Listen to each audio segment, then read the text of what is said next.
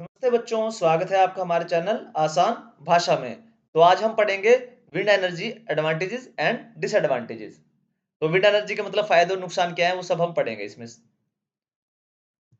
चलिए शुरू करते हैं। पहले हम देखेंगे विंड एनर्जी होती क्या है। इसको विंड भी बोलते हैं, वाइंड भी बोलते हैं, वैसे होता है विंड ही है ये। ठीक है। अब ये क्या होता है, power generated from natural movement of air. मतलब जो भी एयर का नेचुरल मूवमेंट है ना, जो उसकी मतलब हवा बह रही है, उससे हमें क्या करना है, पावर जनरेट करना होता है। ठीक है, इसे क्या कहते हैं, विंड एनर्जी। अब विंड मतलब एयर ही होता है। ठीक है। अब इसमें क्या होता है, एक टरबाइन होता है जो क्या घूमता है, उससे क्या होता है, उसके घूमने से काइनेटिक एनर्जी क्या होती है, इलेक्ट्रिक एनर्जी में कन्वर्ट होती है। Wind turbines convert the wind kinetic energy into electrical energy. जो विंड टरबाइंस होते हैं जो घूमते हैं, ठीक है, वो क्या करते हैं, विंड्स की जो काइनेटिक एनर्जी है उसको क्या करते हैं, इलेक्ट्रिक एनर्जी में कन्वर्ट कर देते हैं। अब हम स्टार्ट करते हैं इसके जो मेन टॉपिक है हमारा, एडवांटेजेस एंड डिसएडवांटेजेस। सबसे पहले हम पढ़ेंगे एडवांटेजेस ऑफ विंड एनर्जी, मतलब इसके फायदे क्या क्या हैं। अब ये क्या है, रिन्यूएबल सोर्स है। अब क्या है, इसके फ्री है और नेचुरल अवेलेबल है। जो हवा है हमारी, तो ये कहता है रिन्यू करा जा सकता है, ये नहीं कि खत्म हो जाएगा। जैसे ऑयल वगैरह है, कोयल ऑयल है या कोल है, ठीक है, वो क्या होता है हमारा खत्म हो जाएगा एक टाइम पे जाके, बट एयर क्या है, कभी खत्म नहीं होनी है। अब ये क्या होता है, दूसरा इको फ्रेंडली होता है। अब ये क्या कहता है, ये मतलब एयर पोल्यूशन, कोई पोल्यूशन तो होता नहीं इससे, ना ही एयर पोल्यूशन होता है, ना ही ग्रीन हाउस गैसेस एमिट होती हैं इससे। तो क्या कहता है, इको फ्रेंडली होता है और ये क्या करता है, हमें हेल्प करता है क्लाइमेट चेंज से फाइट करने में। आगे आता है हमारे पास लो ऑपरेटिंग कॉस्ट। अब ये क्या बात है, एक बार आपने विंड टरबाइन्स इंस्टॉल कर दिए हैं, ठीक है, उसके बाद इसकी मेंटेनेंस वगैरह काफी कम होती है और इसमें फ्यूल वगैरह तो लगता नहीं है, तो इसमें कोई जरूरत ही नहीं होती फ्यूल वगैरह की।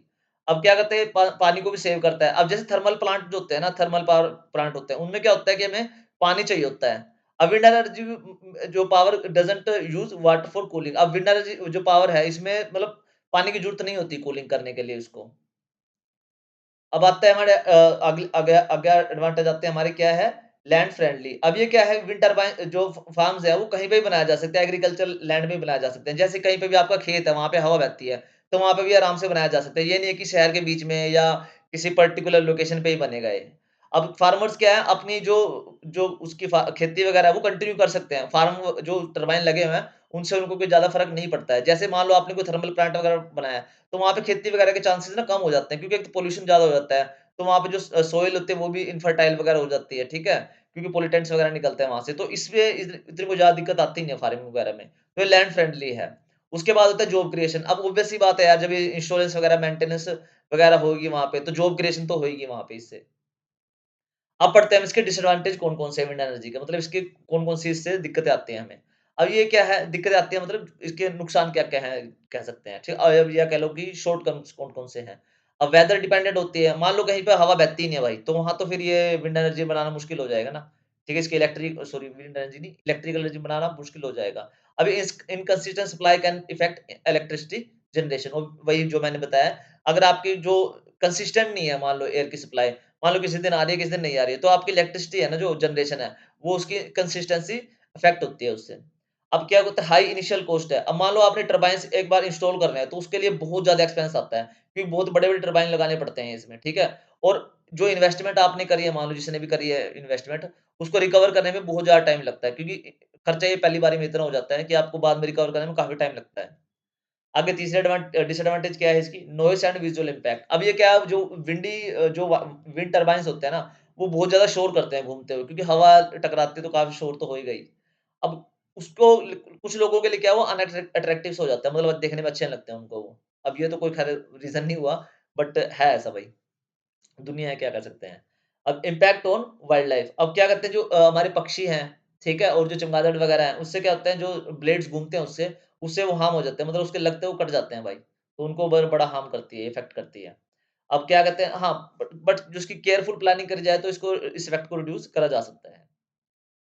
अब लोकेशन लिमिटेशन होते हैं इसके, ठीक है? अब मान लो ये कहीं पे हवा बड़ी अच्छी बहती है, तो वहाँ के लिए तो बेस्ट है भाई ये, ठीक है? अब ये सब जगह के लिए इफेक्टिव नहीं है। मान लो कहीं की कई एरिया ऐसे होते हैं जहाँ पे हवा कम बहती है, तो वहाँ पे हम इसको विंड टर्बाइन्स को इंस्टॉल नहीं कर सकते हैं। अब एनर्जी स्टोरेज नीडेड होता है इसमें। अब क्योंकि हवा ऐसा नहीं है कि 24 घंटे बहती रहती है। कुछ टाइम ऐसा होता है कि मान लो सुबह का टाइम हो गया या शाम का टाइम हो गया, तब जब हवा तेज़ चलती है थोड़ी, ठीक है? तो दोपहर के टाइम में इतनी कुछ खास मतलब मिलता नहीं है इससे, विंड एनर्जी से। जो विंड बहती है हमारी, हवा बहती है, ठीक है? तो उसके के लिए क्या दिक्कत आती है, हमें एनर्जी को स्टोर करके रखना पड़ता है, जो कि कई बार काफ़ी कॉस्टली हो जाता है।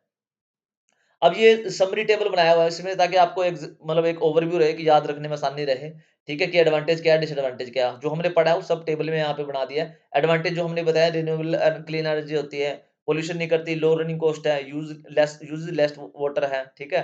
डुअल लैंड यूज़ पॉसिबिलिटी है, ठीक है? कि मान लो साथ में खेती भी हो रही है और साथ में आपने टरबाइन भी लगाए हुए हैं। तो ये एडवांटेज होगी इसकी और डिसएडवांटेज वही होगी ये विंड अवेलेबिलिटी पे डिपेंड करता है। सबसे बड़ा डिसएडवांटेज तो यही है इसका, ये हवा की अवेलेबिलिटी पे ही मतलब डिपेंड करता है। और दूसरा है हाई सेटअप कॉस्ट आती है इसकी, नॉइज़ एंड एस्थेटिक इश्यूज़ भी हैं, लोगों को प्रॉब्लम होती है कुछ, ठीक है?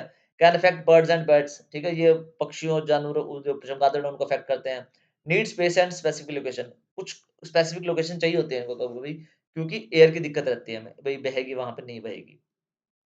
तो ओके बच्चों, thanks for watching. Please like, share and subscribe आसान भाषा में। और प्लीज़ अगर कोई दिक्कत हो इस टॉपिक में आपको तो प्लीज़ कमेंट करके बताएँ। अगर कोई और टॉपिक बनाना हो मुझे तो वो भी बताएँ जी, ठीक है? ओके जी।